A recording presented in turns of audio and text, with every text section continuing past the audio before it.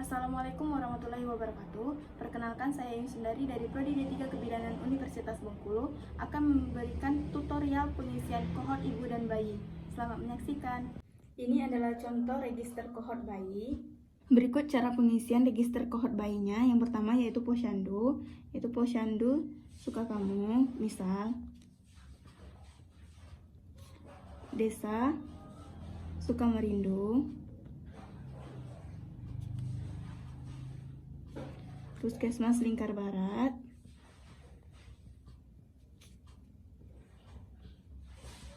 Kecamatan Singaranpati,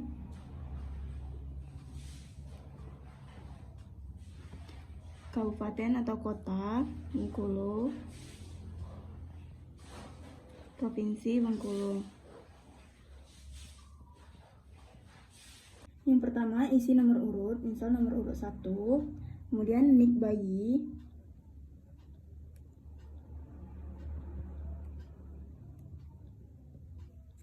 kemudian nama bayi, yaitu bayi Aisyah,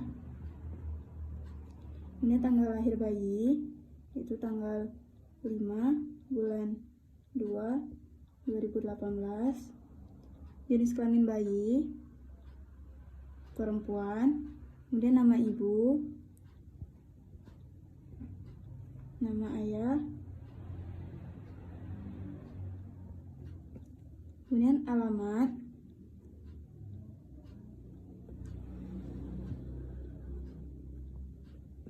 kemudian nomor telepon. Kemudian apakah pasien mempunyai buku KIA? Jika punya, beri tanda centang. Kemudian isi berat badan lahir bayi dalam satuan gram, 3.400 gram. Kemudian panjang lahir bayi dalam satuan sentimeter.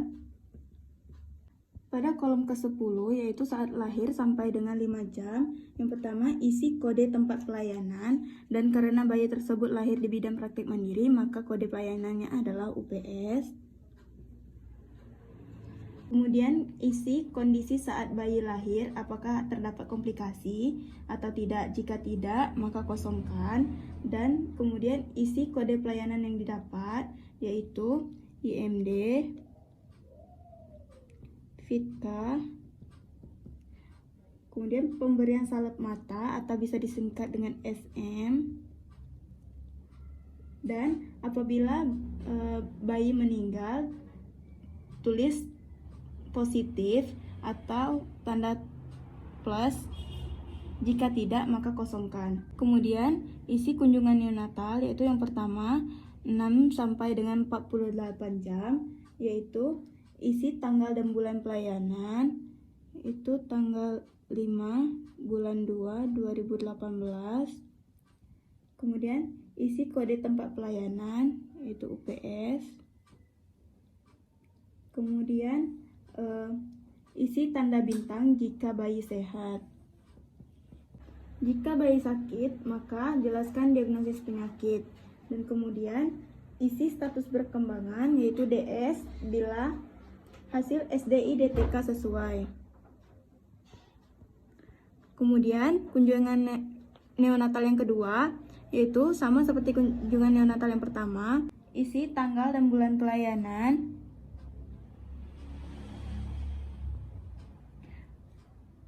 kode tempat pelayanan, dan karena bayi tersebut sudah pulang ke rumah maka kodenya adalah KR, yaitu kunjungan rumah. Kemudian jika bayi sehat maka beri tanda bintang. Begitu pula dengan kunjungan neonatal yang ketiga, sama seperti kunjungan neonatal yang kedua.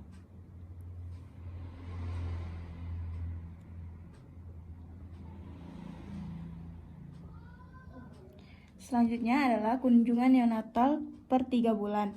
Karena bayi tersebut lahir pada bulan Februari, maka bulan ketiganya adalah bulan Mei. Beri pembatas, yaitu garis tebal.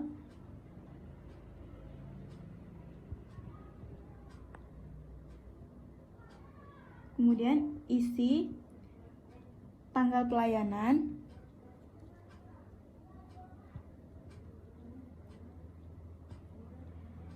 Kemudian isi kode tempat pelayanan, itu di bidang praktek mandiri.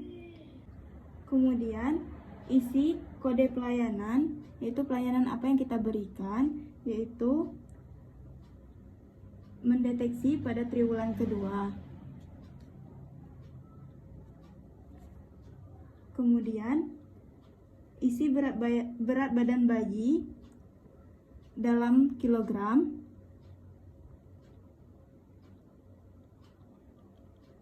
Kemudian panjang badan bayi dalam sentimeter.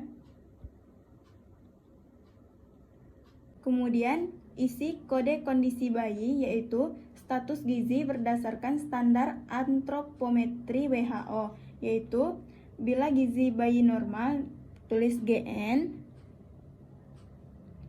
dan tinggi bayi normal tulis TN. Berikut adalah pelayanan selanjutnya per 3 bulan, yaitu pada saat bayi berusia 6 bulan, 9 bulan, dan 1 tahun.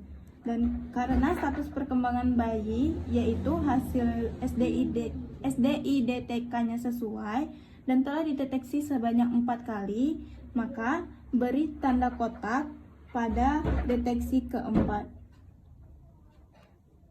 Kemudian isi tahun.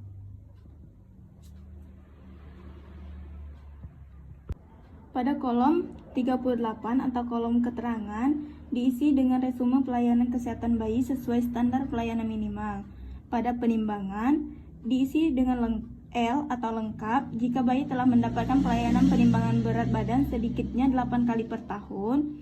Kemudian pengukuran panjang bayi diisi dengan lengkap atau L jika bayi telah mendapatkan pelayanan pengukuran panjang badan sedikitnya 2 kali per tahun.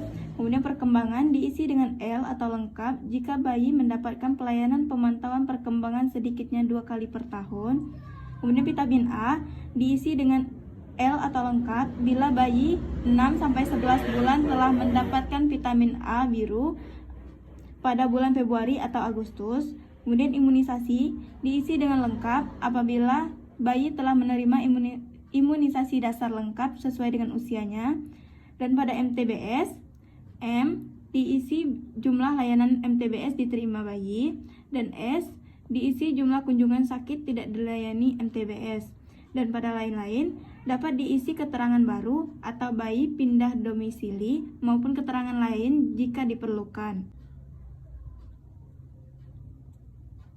Pada kolom vitamin A dan kolom imunisasi lainnya, kita harus mengisi tanggal bayi tersebut mendapatkan imunisasi.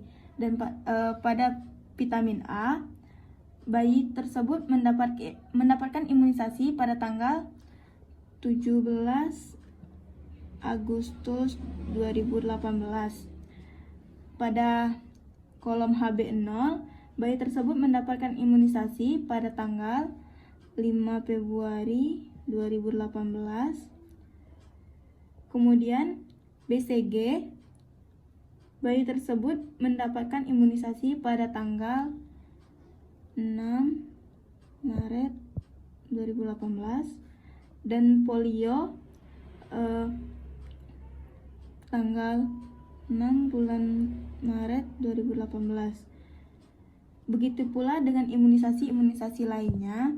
Ini adalah contoh imunisasi bayi yang sudah diisi seluruhnya.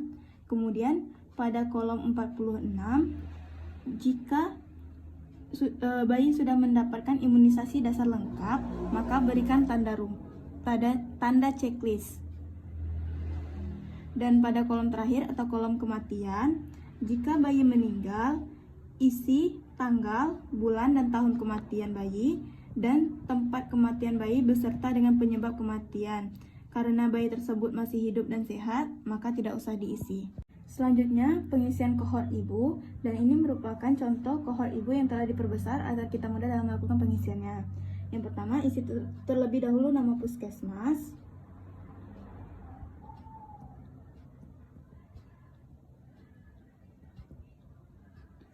alamat puskesmas,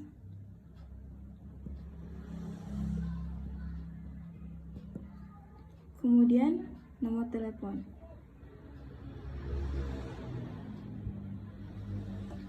pertama register, yaitu nomor urut ibu, nama ibu, nama suami, kemudian umur ibu, alamat ibu, kemudian apakah ibu memiliki BPJS atau tidak. Jika iya, beri tanda centang. Kemudian usia kehamilan ibu, tulis dalam minggu, trimester berapa, kemudian anamnesisnya, kemudian berat badan ibu saat melakukan kunjungan ditulis dalam kilogram, tinggi badan ibu ditulis dalam sentimeter, tekanan darah ibu,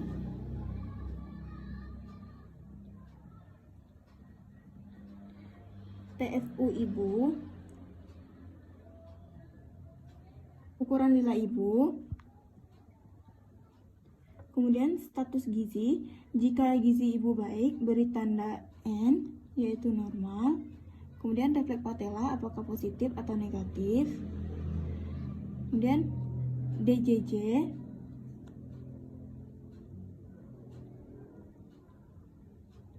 kemudian apakah kepala janin telah masuk PAP atau belum. Jika sudah masuk, beri tanda M, dan jika belum, beri tanda BM. Kemudian tafsiran berat janin, tulis dalam gram. Kemudian jumlah janin, apakah tunggal atau gameli, dan presentasi janin. Isi provinsi, kabupaten atau kota, kemudian kecamatan, kemudian pada kolom konseling, apakah ibu telah menerima konseling atau tidak. Jika ya, beri tanda Y, jika tidak, beri tanda T. Kemudian apakah ibu telah mendapatkan imunisasi TT lengkap. Jika ya, beri tanda centang. Kemudian pada pelayanan, apakah ibu mendapatkan injeksi TT atau tidak. Jika ya, beri tanda centang. Kemudian apakah ada catatan di KIA. Jika ada, berikan tanda centang. Kemudian berikan tablet FE. Jika ya, beri keterangan tablet atau botol. Kemudian pada tes laboratorium, tulis berapa HB ibu dalam gram per DL, 12 gram per DL. Kemudian apakah protein urin positif atau negatif. Jika positif, tulis positif. Jika negatif, tulis negatif. Kemudian begitu pula dengan GDS, thalassemia, sifilis, dan HBsAg. Kemudian integrasi program pada kolom pencegahan penularan HIV dari ibu ke anak. Apakah Bumil datang dengan HIV positif? Jika tidak, tulis negatif. Jika ya, beri tanda positif. Kemudian apakah Bumil ditawarkan tes? Jika ya, beri tanda centang. Partus per paginam atau SC sesuaikan dengan kondisi. Kemudian pada pencegahan malaria dalam kehamilan, apakah Bumil diberikan kelambu? Jika ya, tulis centang. Kemudian apakah Bumil dites HIV positif, ya atau tidak? Dan hasil tes HIV positif serta Bumil mendapat ART. Kemudian pada Bumil HIV positif, apakah Bumil apakah Bumil diperiksa malaria? Jika Bumil menunjukkan gejala malaria, maka Bumil akan diperiksa. Dan apabila hasilnya negatif, beri tanda negatif. Dan centang pada mikroskopis karena Bumil telah diperiksa. Jika ibu hamil terdeteksi malaria, maka ini diisi. Kemudian TB dalam kehamilan, apakah bumil diperiksa dahak? Jika tidak, maka tulis negatif. Kemudian hasil beserta obat, tulis negatif. Begitu pula dengan kecacingan dalam kehamilan, pencegahan IMS dalam kehamilan, dan pencegahan hepatitis dalam kehamilan. Maka diisi dengan negatif semua. Kemudian isi desa,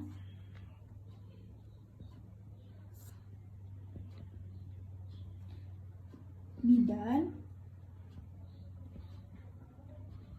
dan bulan.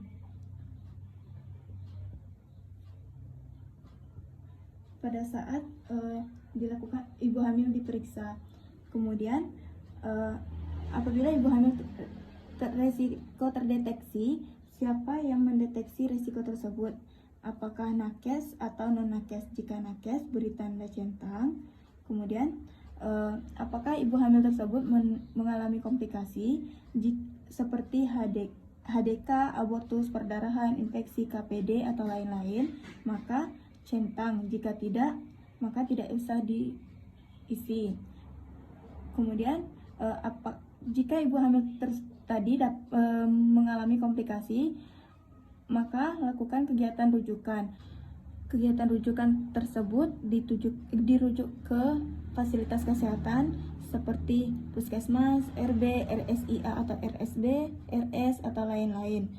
Pada saat keadaan tiba, apakah pasien tersebut hidup atau meninggal? Jika hidup, tulis H, jika meninggal tulis M. Dan pada keadaan pulang, apakah ibu tersebut hidup atau meninggal? Jika hidup, tulis H, dan jika meninggal tulis M. Demikianlah tutorial pengisian kohort ibu dan bayi yang dapat saya jelaskan. Semoga bermanfaat. Terima kasih. Wassalamualaikum warahmatullahi wabarakatuh.